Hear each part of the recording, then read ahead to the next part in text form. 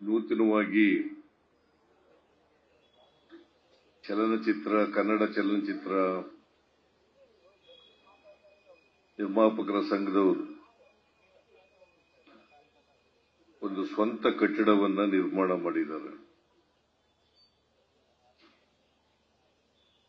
ಈ ಕಟ್ಟಡದ ಉದ್ಘಾಟನೆ ಮಾಡಬೇಕು ಅಂತೇಳಿ ಸಾರಾ ಗೋವಿಂದ್ ಅವರು, ಸುರೇಶ್ ಅವರು, ಉಮೇಶ್ ಪಣಕಾರ್ ಅವರು, ಇನ್ನೂ ಕೆಲವು ನಿರ್ಮಾಪಕರ ಸಂಘದ ಸದಸ್ಯರುಗಳು ನನ್ನನ್ನು ಭೇಟಿ ಮಾಡಿ ಈ ಉದ್ಘಾಟನಾ ಕಾರ್ಯಕ್ರಮಕ್ಕೆ ಬರಲೇಬೇಕು, ನೀವು ಬಂದು ಉದ್ಘಾಟನೆ ಮಾಡಬೇಕು ಅಂತ ಹೇಳಿ ಮನವಿಯನ್ನು ಮಾಡಿದರು. ಅವರು ನನ್ನನ್ನು ಆಹ್ವಾನ ಮಾಡುವಾಗ ಹೇಳಿದ್ರು, ನಿಮ್ ಡೇಟ್ಗೆ ಯಾವತ್ತು ಅನುಕೂಲ ಆಗುತ್ತೆ ಆ ಡೇಟ್ಗೆ ಬರ್ರಿ ಅಂತ ಹೇಳಿದ್ರು. ಆಮೇಲೆ ನನ್ನ ಡೇಟನ್ನೇ ಕೊಟ್ಟೆ, ಜೂನ್ 30ನೇ ತಾರೀಕು ಮಾಡೋಣ ಅಂತೇಳಿ. ಆದ್ರೆ ನಿನ್ನೆ ಡೆಲ್ಲಿನಲ್ಲಿ ಇರಬೇಕಾಗಿತ್ತು.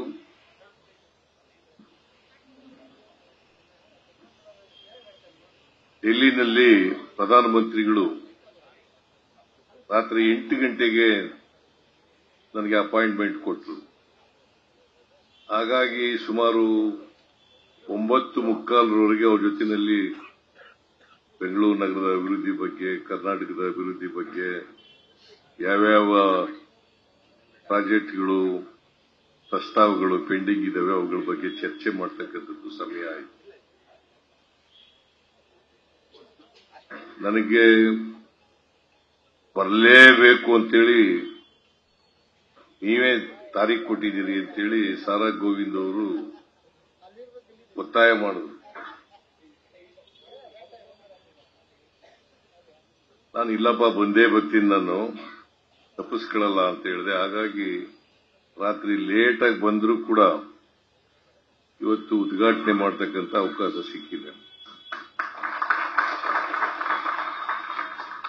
ನಾನು ಅತ್ಯಂತ ಸಂತೋಷದಿಂದ ಕನ್ನಡ ಚಲನಚಿತ್ರ ನಿರ್ಮಾಪಕರ ಸಂಘದ ಕಟ್ಟಡವನ್ನ ಉದ್ಘಾಟನೆಯನ್ನ ಮಾಡಿದ್ದೇನೆ.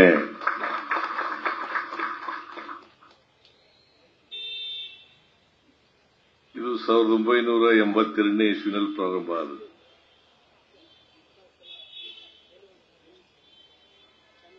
ದಿವಂಗತ ಶ್ರೀಮತಿ ಪಾರ್ವತಮ್ಮನವರು ಕೂಡ ಇದಕ್ಕೆ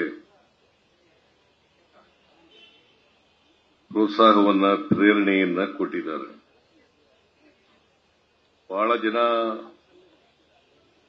1982ರಿಂದ ಅನೇಕ ಜನ ಅಧ್ಯಕ್ಷರುಗಳಾಗಿ ಕೆಲಸ ಮಾಡಿ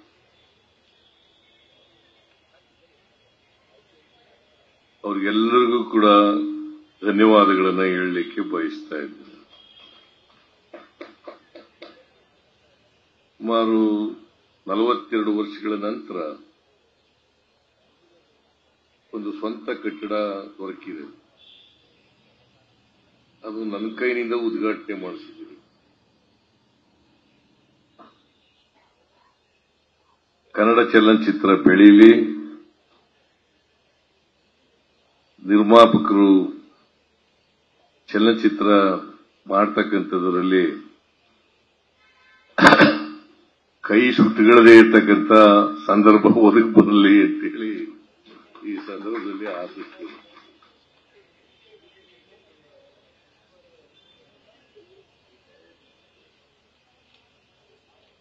ಚಲನಚಿತ್ರ, ಅದರಲ್ಲೂ ಕನ್ನಡ ಚಲನಚಿತ್ರಗಳು, ಕರ್ನಾಟಕ ಇದೆಯಲ್ಲ, ನಾವು ಏಕೀಕರಣ ಆದಾಗ ಅನೇಕ ಭಾಗಗಳಿಂದ ಕರ್ನಾಟಕ ಒಗ್ಗೂಡಿತು. ಕನ್ನಡ ಮಾತನಾಡ್ತಕ್ಕಂಥವರು ಬೇರೆ ಬೇರೆ ರಾಜ್ಯಗಳಲ್ಲಿದ್ದರು, ಆಂಧ್ರದಲ್ಲಿದ್ದರು, ಮುಂಬೈನಲ್ಲಿದ್ದರು, ಚೆನ್ನೈನಲ್ಲಿ, ತಮಿಳುನಾಡಿನಲ್ಲಿದ್ದರು, ಕೇರಳದಲ್ಲಿದ್ದರು. ಇವರೆಲ್ಲರೂ ಕೂಡ ಒಗ್ಗೂಡಿದ ಮೇಲೆ ನಮ್ಮ ಭಾಷೆ, ಸಂಸ್ಕೃತಿ, ನಮ್ಮ ಬದುಕು, ಇವೆಲ್ಲವೂ ಕೂಡ ವಿಭಿನ್ನವಾಗಿರ್ತಕ್ಕಂಥವು. ಆದರೆ ಸಂಸ್ಕೃತಿ ಇದೆಯಲ್ಲ, ಕನ್ನಡ ಭಾಷೆ ಮತ್ತು ಸಂಸ್ಕೃತಿ ಇದೆಯಲ್ಲ, ನಮ್ಮೆಲ್ಲರೂ ಕೂಡ ಒಗ್ಗೂಡಿಸಿದೆ. ಇವತ್ತು 7 ಕೋಟಿ ಕರ್ನಾಟಕದಲ್ಲಿ ಜನಸಂಖ್ಯೆ ಇದೆ. 7 ಕೋಟಿ ಜನಸಂಖ್ಯೆ. ನಾವು ಆ ಕಾಲದಲ್ಲಿ ಕೇಳ್ತಿದ್ರು, ಮುಕ್ಕೋಟಿ ಕನ್ನಡಿಗರು ಅಂತ ಹೇಳ್ತಿದ್ರು. ಈಗ 7 ಕೋಟಿ ಜನರಾಗ್ಬಿಟ್ಟಿದ್ದಾರೆ. ನಾವು ಎಷ್ಟೇ ಜನಸಂಖ್ಯೆ ನಿಯಂತ್ರಣ ಮಾಡಿದ್ರೂ ಕೂಡ ಜನಸಂಖ್ಯೆ ಬೆಳೀತಲೇ ಇದೆ. ಆ ಜನಸಂಖ್ಯೆ ಬೆಳೆದಾಗೇನೆ ನಮ್ಮ ಸಂಸ್ಕೃತಿನೂ ಬೆಳಿಬೇಕು, ನಮ್ಮ ಭಾಷೆನೂ ಬೆಳಿಬೇಕು, ಚಲನಚಿತ್ರಗಳು ಕೂಡ ಬೆಳಿಬೇಕು. ಆದರೆ ಇತ್ತೀಚಿನ ತಾಂತ್ರಿಕತೆಯ ಬೆಳವಣಿಗೆಯಿಂದಾಗಿ, ವಿಜ್ಞಾನದ ಬೆಳವಣಿಗೆಯಿಂದಾಗಿ ಸ್ವಲ್ಪ ಚಲನಚಿತ್ರ ಬೆಳವಣಿಗೆಗೆ ತೊಡಕಾಗಿದೆ ಅಂತಕ್ಕಂಥದ್ದನ್ನು ಕೂಡ ನಾವು ಅರ್ಥ ಮಾಡ್ಕೋಬೇಕಾಗ್ತದೆ. ಬಹಳ ಜನ ನಿರ್ಮಾಪಕರು ನಿರ್ಮಾಣ ಮಾಡಬೇಕು, ಲಾಭ ಮಾಡಬೇಕು ಅಂತಕ್ಕಂಥ ಉದ್ದೇಶದಿಂದ ಅಲ್ಲ, ಕನ್ನಡ ಚಲನಚಿತ್ರ ಬೆಳೀಬೇಕು, ಕಲಾವಿದರು ಬೆಳೀಬೇಕು, ಕಲಾವಿದರುಗಳಿಗೆ ಅವಕಾಶ ಸಿಗಬೇಕು ಅಂತೇಳಿ ಬಹಳ ಜನ ನಿರ್ಮಾಣ ಮಾಡ್ತಾರೆ. ಇವರು ಒಂದು ಚಿತ್ರ ಅದು ಯಶಸ್ವಿ ಆಗ್ಬೇಕಾದ್ರೆ ನಿರ್ಮಾಪಕರ ಪಾತ್ರನೂ ಕೂಡ ಬಹಳ ದೊಡ್ಡದು. ಯಾಕಂದ್ರೆ ಅವರು ಹಣ ಹೂಡದೆ ಹೋದ್ರೆ, ನಿರ್ಮಾಣ ಮಾಡಲಿಕ್ಕೆ ಕೈ ಹಾಕದೆ ಹೋದ್ರೆ ಭಾರಿ ಕಷ್ಟ. ಕಲಾವಿದರು ಕೂಡ ಬೆಳಿಬೇಕಲ್ಲ, ಬೇರೆ ಬೇರೆ ನಿರ್ದೇಶಕರು ಬೆಳಿಬೇಕಲ್ಲ. ಸೊ ಇವೆಲ್ಲ ಬೆಳಿಬೇಕಾದ್ರೆ ನಿರ್ಮಾಪಕರ ಪಾತ್ರನೂ ಕೂಡ ಬಹಳ ಮುಖ್ಯ ಅಂತಕ್ಕಂಥದ್ದನ್ನ ಇವತ್ತು ನಾವೆಲ್ಲ ತಿಳ್ಕೊಂಡಿದ್ದೀವಿ. ಸೊ ಈ ಕಲಾವಿದರ ವಾಣಿಜ್ಯ ಮಂಡಳಿ ಇದೆಯಲ್ಲ, ಇದು ಎಲ್ಲರನ್ನೂ ಒಳಗೊಂಡಂತ ಮಂಡಳಿ. ಚಲನಚಿತ್ರಕ್ಕೆ ಯಾರ್ಯಾರು ಇದ್ದಾರೆ ಚಲನಚಿತ್ರದಲ್ಲಿ ಅವರೆಲ್ಲರನ್ನೂ ಒಳಗೊಂಡಂತ ಮಂಡಳಿ. ಸೊ ನಾನು ಮುಖ್ಯಮಂತ್ರಿ ಆಗಿರುವಾಗ ಕನ್ನಡ ಚಲನಚಿತ್ರ ಬೆಳಿಲಿಕ್ಕೆ ಏನ್ ಸಹಾಯ ಮಾಡ್ಲಿಕ್ಕೆ ಸಾಧ್ಯ ಆಗ್ತದೆ ಎಲ್ಲ ಮಾಡಿದ್ದೀನಿ, ಮುಂದೇನೂ ಕೂಡ ಮಾಡ್ತೇನೆ ಅಂತಕ್ಕಂಥ ಮಾತುಗಳನ್ನ ಹೇಳಲಿಕ್ಕೆ ಬಯಸ್ತೇನೆ. ಯಾಕಂದ್ರೆ ಕನ್ನಡ ಚಿತ್ರ ಬೆಳಿಬೇಕಾಗ್ತದೆ. ಅದಕ್ಕೆ ಪೂರಕವಾಗಿ ಇವತ್ತು ಏನೇನು ಸಮಸ್ಯೆಗಳಿದ್ದಾವೆ ಆ ಸಮಸ್ಯೆಗಳನ್ನು ಬಗೆಹರಿಸತಕ್ಕಂಥ ಪ್ರಾಮಾಣಿಕ ಪ್ರಯತ್ನವನ್ನು ಮಾಡ್ತೇನೆ. ನಾನು ಅದಕ್ಕೆ ಹೇಳ್ತಾ ಇದ್ದೆ, ನಾನು ವಾಣಿಜ್ಯ ಮಂಡಳಿಯವ್ರನ್ನ ಒಂದು ಸಭೆ ಕರೀತೀನಿ. ಸಭೆ ಕರೆದು ಏನೇನು ಸಮಸ್ಯೆಗಳಿದ್ದಾವೆ ಆ ಸಮಸ್ಯೆಗಳನ್ನ ಕೇಳಿ ಅವುಗಳನ್ನ ಪರಿಹರಿಸತಕ್ಕಂಥ ಕೆಲಸವನ್ನ ಮಾಡ್ತೇನೆ ಅಂತಕ್ಕಂಥ ಮಾತುಗಳನ್ನ ಹೇಳಲಿಕ್ಕೆ ಬಯಸ್ತೇನೆ. ಆಮೇಲೆ ಈ ಚಲನಚಿತ್ರ ಪ್ರಶಸ್ತಿಗಳು 4 ವರ್ಷದಿಂದ ಕೊಟ್ಟಿಲ್ಲ ಅಂತಿದ್ರು. ನಾನು ಆಯ್ತಾ, ಕ್ಲಿಯರ್ ಆಯ್ತಾ?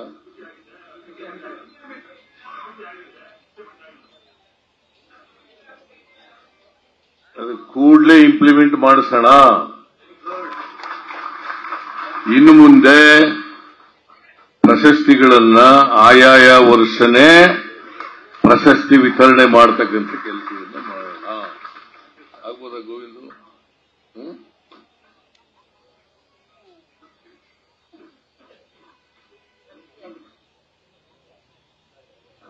ಆಮೇಲೆ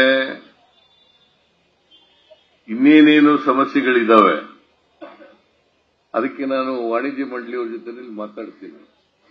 ವಾಣಿಜ್ಯ ಮಂಡಳಿ ಅಧ್ಯಕ್ಷರು 1 ಗಂಟೆ ಸಮಯ ಕೊಡೋಣ ನಿಮ್ಗೆ.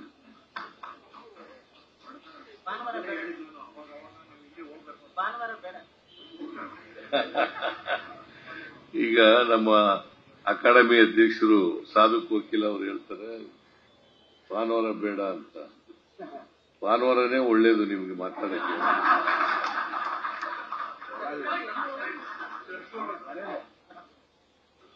ಒಂದು ಭಾನುವಾರ 11 ಗಂಟೆಗೆ ಭೇಟಿ ಮಾಡೋಣ, 1 ಗಂಟೆ ಒಳಗಡೆ ಮುಗಿಸೋಣ. ಸೊ ಅದನ್ನ ಮಾಡ್ತಕ್ಕಂಥ ಕೆಲಸವನ್ನ ಮಾಡೋಣ ಅಂತ ಹೇಳ್ತೇನೆ.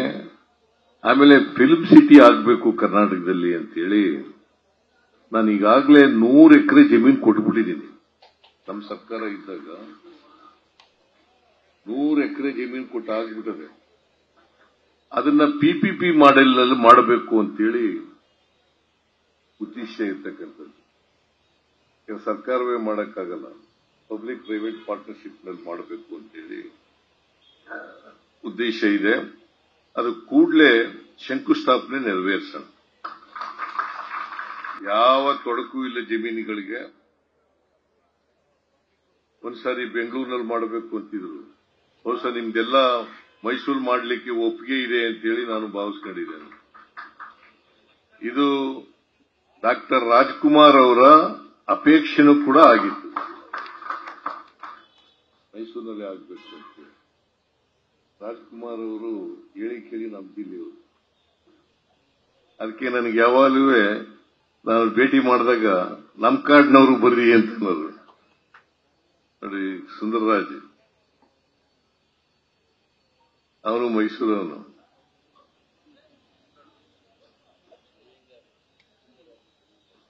ನೀವು ಗೋವಿಂದನು ಮೈಸೂರು, ಎಲ್ಲ ನಮ್ಮ ಜಿಲ್ಲೆಯವರೇ. ಹಾಗಂತೇಳಿ ನಾನು ಜಿಲ್ಲೆ ಅಂತ ಮಾತಾಡ್ತಾ ಇಲ್ಲ, ನಮ್ಮ ಜಿಲ್ಲೆಯವರು ಅಂತ ಫ್ಯಾಕ್ಟ್ ಹೇಳದೆ ಅಷ್ಟೇನೆ. ಒಟ್ಟಾರೆಯಾಗಿ ಕನ್ನಡ ಚಲನಚಿತ್ರ ಇಡೀ ರಾಜ್ಯಕ್ಕೆ ಸಂಬಂಧಪಟ್ಟದ್ದು, ಇಡೀ ರಾಜ್ಯದಲ್ಲಿ ಬೆಳವಣಿಗೆ ಆಗ್ತದೆ. ನೀವು ಥಿಯೇಟರ್ನವರು ಕೂಡ ಬರ್ರಿ.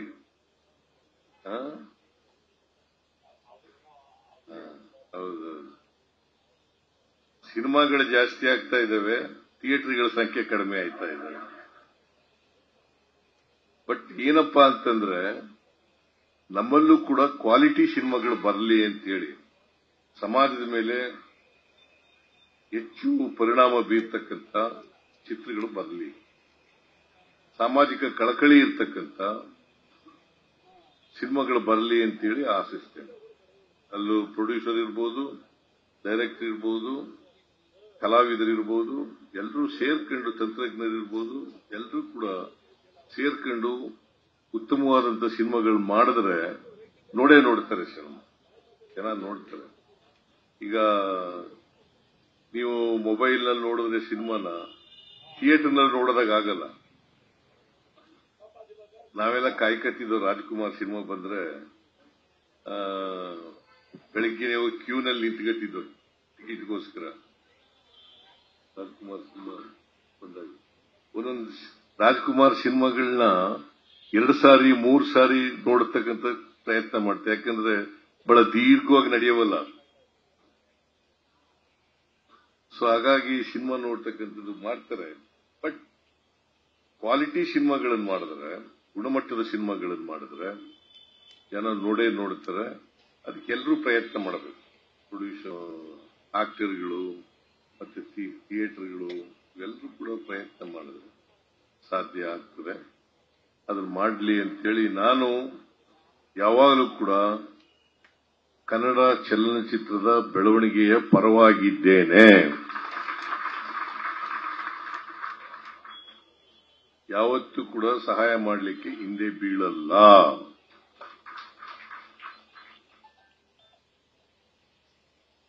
ಬಹುಶಃ ಇಷ್ಟನ್ನು ಹೇಳಿ ಭಾಷಣ ಜಾಸ್ತಿ ಮಾತಾಡಿದ್ರೆ ನಿಮಗೂ ಬೇಸರ ಆಗುತ್ತೆ. ಸಂಡೇ ಅಲ್ಲ ಇವತ್ತು.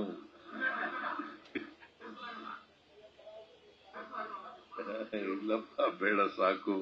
ನೀನು ಬಣಕಾರಲ್ಲ, ಬಣಕಾರ್ ಮಾತಾಡ್ತಾ ಇದ್ರು ಬಹಳ ಉದ್ದ. ಆಮೇಲೆ ಈ ಕಟ್ಟಡ ಸಹಾಯಾರ್ಥ ತಾರಾ ಗೋವಿಂದ್ ಅವರು ಕೇಳಿದ್ರು, ಸಹಾಯ ಮಾಡಬೇಕು, ಇದಕ್ಕೆ ಆರ್ಥಿಕ ಸಹಾಯ ಮಾಡಬೇಕು ಅಂತ. ಆರ್ಥಿಕ ಸಹಾಯ ಮಾಡುತ್ತೇನೆ. ಆಗ್ಬೋದಾ? ಇನ್ನೇನಪ್ಪ, ನಾನು ನಿಮ್ಮ ಕರಿತೀನಿ ಮೀಟಿಂಗು, ಅಲ್ಲಿ ಏನೇನು ಹೇಳ್ಬೇಕು ಎಲ್ಲ ಹೇಳಿ. ವಾಣಿಜ್ಯ ಮಂಡಳಿಯವ್ರನ್ನ ಎಲ್ಲರನ್ನೂ ಕರಿತೀನಿ, ಎಲ್ಲ ಕನ್ನಡ ಚಲನಚಿತ್ರಕ್ಕೆ ಸಂಬಂಧಪಟ್ಟವರೆಲ್ಲರಿಗೂ ಕರ್ಕಬಾ ಮಾತಾಡೋಣ. ಒಟ್ಟಾರೆಯಾಗಿ ನಮ್ಮ ಜವಾಬ್ದಾರಿ ಕನ್ನಡ ಭಾಷೆ, ನೆಲ, ಜಲ, ಸಂಸ್ಕೃತಿ ಇವನ್ನೆಲ್ಲ ಬೆಳೆಸ್ತಕ್ಕಂಥದ್ದು ನಮ್ಮ ಜವಾಬ್ದಾರಿ ಅಲ್ಲ. ಇವೆಲ್ಲ ಬೆಳೆದರೇನೆ ಕರ್ನಾಟಕ ಸರ್ವತೋಮುಖವಾಗಿ ಬೆಳವಣಿಗೆ ಆಗಿದೆ ಅಂತೇಳಿ. ಬರೀ ಆರ್ಥಿಕ ಸಾಮಾಜಿಕವಾಗಿ ಬೆಳೆದ್ರಾಗೋದಿಲ್ಲ, ಇವು ಕೂಡ ಬೆಳಿಬೇಕು, ಜೊತೆಯಲ್ಲಿ ಬೆಳಿಬೇಕು. ಸೊ ನಾನು ಕನ್ನಡ ಭಾಷೆ, ಸಂಸ್ಕೃತಿ, ನೆಲ, ಜಲ ಇದ್ರ ಪರವಾಗಿ ಇದ್ದೇನೆ ಅಂತಕ್ಕಂಥ ಮಾತುಗಳನ್ನು ಹೇಳಿ, ಈ ವರ್ಷ ಕರ್ನಾಟಕ ಅಂತ ನಾಮಕರಣ ಆಗಿ 50 ವರ್ಷ ಆಯ್ತು. ಕರ್ನಾಟಕ ನಾಮಕರಣ ಅಂತಾರೆ. ಏಕೀಕರಣ ಆಗಿ ನವೆಂಬರ್ 1ನೇ ತಾರೀಕು 1957. ಆದರೆ ದೇವರಾಜ ಅರಸರವರಿದ್ದಾಗ ಕರ್ನಾಟಕ ಅಂತ ನಾಮಕರಣ ಆಯಿತು. ಅದಕ್ಕೆ ನಾವು ಇವತ್ತು ಘೋಷವಾಕ್ಯ ಕರ್ನಾಟಕ ಹೆಸರಾಗಲಿ, ಕನ್ನಡ ಉಸಿರಾಗಲಿ. ಕರ್ನಾಟಕ ಅಂತ ಹೆಸರಾಗಲಿ, ಕನ್ನಡ ಉಸಿರಾಗಲಿ. ನಾವು ಎಲ್ಲ ಏನಪ್ಪ ಮಾಡಬೇಕಾಗಿರೋದು ಅಂತಂದ್ರೆ ಕನ್ನಡದ ವಾತಾವರಣವನ್ನು ಕರ್ನಾಟಕದಲ್ಲಿ ಬೆಳೆಸತಕ್ಕಂಥ ಕೆಲಸವನ್ನು ಮಾಡಿ. ಕನ್ನಡದ ವಾತಾವರಣ, ಈಗ ಅವರು ರವಿ ಅವ್ರ ತಾಯಿ ಕನ್ನಡಿಗರು ಅಲ್ಲ, ತಂದೆ ಬೇರೆ ಭಾಷೆಯವರು, ಕೇರಳದವರು, ಆದ್ರೂ ಕನ್ನಡ ಚೆನ್ನಾಗಿ ಮಾತಾಡ್ತಾರೆ.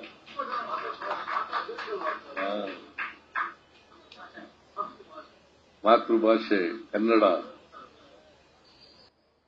ಅದಕ್ಕೆ ನಾವು ಕನಿಷ್ಠ ಪ್ರಮಾಣದ ಅಭಿಮಾನವನ್ನ ನಮ್ಮ ಮಾತೃಭಾಷೆ ಬಗ್ಗೆ ಬೆಳೆಸಿಕೊಳ್ತಕ್ಕಂಥ ಪ್ರಯತ್ನ.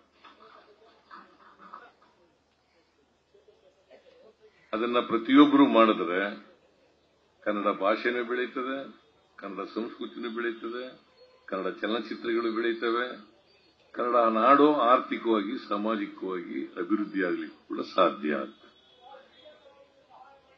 ಏನಪ್ಪ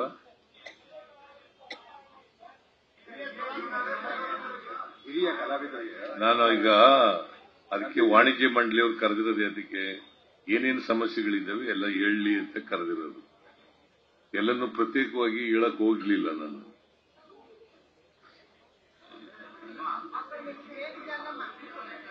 ಯಾರು ಅದೆಲ್ಲ ಹೇಳಮ್ಮ, ಅವ್ರಿಗೆ ಅವ್ರ ಕೊಡಮ್ಮ.